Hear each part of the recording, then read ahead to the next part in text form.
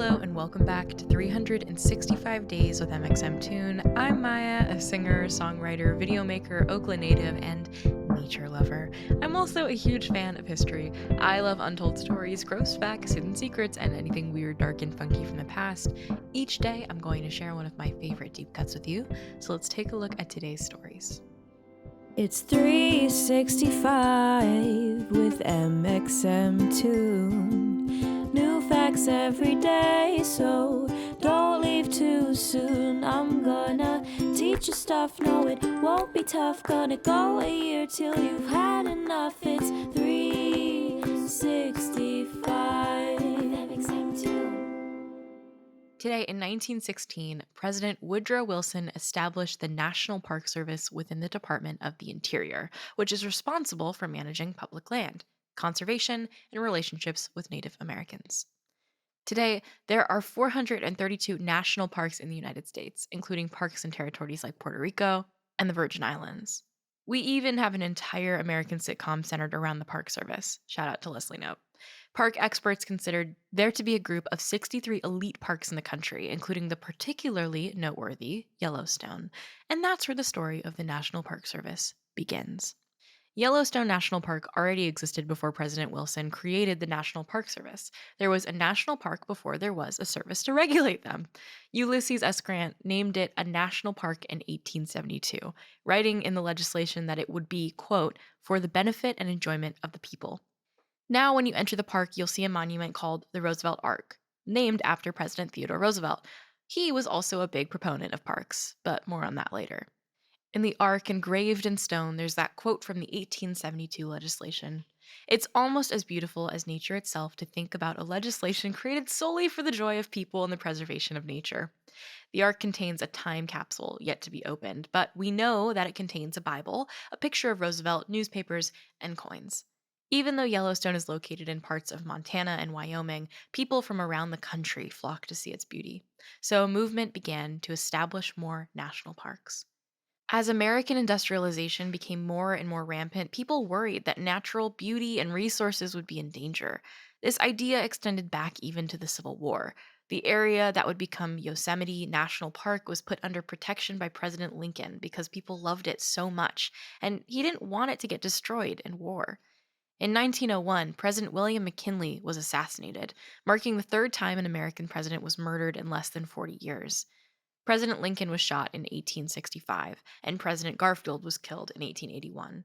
So, then President Roosevelt became the commander in chief. Since 1901, the Secret Service has been tasked with protecting the president at all hours of the day. Roosevelt believed that Americans could learn a lot from being in nature. He was a conservationist and a naturalist, which meant he advocated for the environmental and societal benefits of being in nature. He created 5 new parks, including Yosemite, and designated over 100 acres of land to be national forest. The popularity of parks grew and grew across the country, so in 1916, President Wilson established the National Park Service. By then, there were 14 national parks and 21 national monuments. He wrote a legislation called the Organic Act, which put these into one federally run system. Today, the National Park Service operates on an annual budget of $2.6 billion, supporting 240,000 local jobs, 20,000 of which are directly employed by the government. In 2015, more than 307 million people visited a national park, which is up from just 1 million in 1920, shortly after the Park Service was established. The only state in the US without a national park is Delaware. Sorry, Delaware, but unless you're tuning in from Wilmington or Dover, you probably have a park in your state, and hopefully close enough to take a day trip. Yeah, it's summer and it's hot out, but what better way is there to celebrate hot girl summer than to get sweaty and gross in one of the most beautiful places in the country? Now, let's talk about music. On this day in 2016, Kanye West kicked off his St. Pablo tour in support of his double platinum 7th record, The Life of Pablo. Yes, we're talking about Kanye today. Love him or hate him, the Life of Pablo album had a huge impact, and the stage design for its tour was groundbreaking. On the first night of his tour in Indianapolis, Indiana, concertgoers were surprised to see that on the floor of the arena, there was no stage. Where would Kanye perform if there wasn't a stage? Instead, he performed on a stage suspended above the open pit, hovering 15 feet in the air above the audience.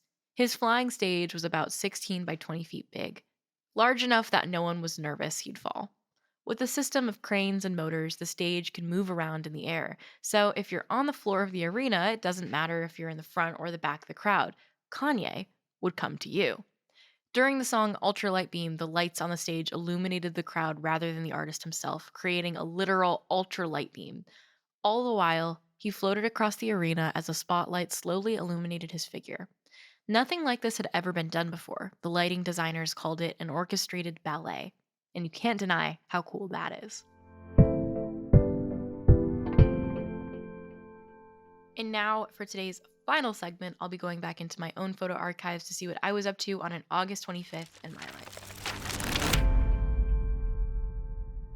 On August 25th, 2017, I studied pufferfish skeletons in my anatomy and physiology class. I don't remember why. I believe we were trying to figure out skeletal structures, but I have a photo of me holding a pufferfish skeleton because they have like really freaky, well, they're not freaky, but they're pretty cool. It's just like pufferfish are weird, man. They're so small, but they blow up to be so big. And like the way that they're, I don't know. I don't know. Honestly, can't even tell you if I learned anything that day. I just have a photo of me holding one. Thanks for going back in time with me, and remember to subscribe wherever you listen to podcasts. Come back tomorrow for more stories from the past. It's 365 with mxmtoon. New facts every day, so don't leave too soon. I'm gonna teach you stuff, no it won't be tough. Gonna go a year till you've had enough. It's 365.